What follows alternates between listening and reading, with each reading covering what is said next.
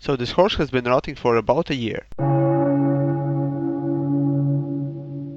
That's how you could describe Planetside 2. And the worst thing is I can't stop beating this dead horse. Animal gore aside, Planetside 2 can finally pat on its own back. That's because they somehow managed to survive 1 year in the game world. And I'm saying survive because most gamers don't have machines that could run this game. And I bet the guy who pitched the idea for this game said something like this. Let's make a game that can be only run on best of gamer PCs. Also, let's use Nvidia physics. In this way we will encourage average gamer to get off his toaster and buy a new PC.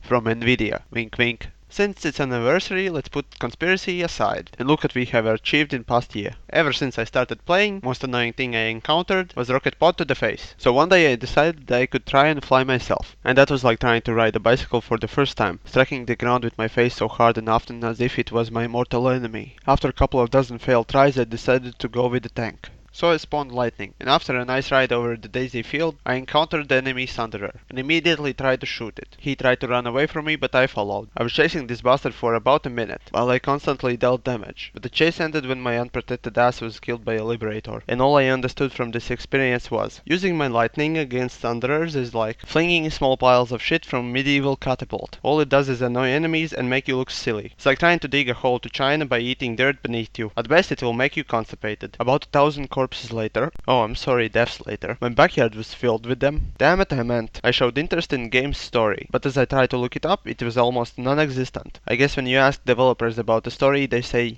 "What story? You mean you're wondering about story in the middle of the shitstorm?" On which I reply, I'm Vanu, I need to know this. An answer to this was quite predictable. Shut the fuck up and start playing. And as a good slave I did. Let's return to that dead horse. And of course all corpses host a lot of bugs. And this one was no exception. All players, including me, were constantly whining about performance issues. And as you know, dead horse can't do much. And players whined about for 9 months. At which point finally developers decided to optimize the game. Also curious that at the same time, Planetside 2 was announced on PlayStation 4. And as you know, PCs are much better than consoles, therefore they have to optimize the game in order for it to run on PlayStation. And at the end all shall bow down to PC Master Race. Oh yeah, I almost forgot about Player Studio, aka Sony's sweatshop. Player Studio allows users to make camouflages and helmets for the game, so everyone can use it.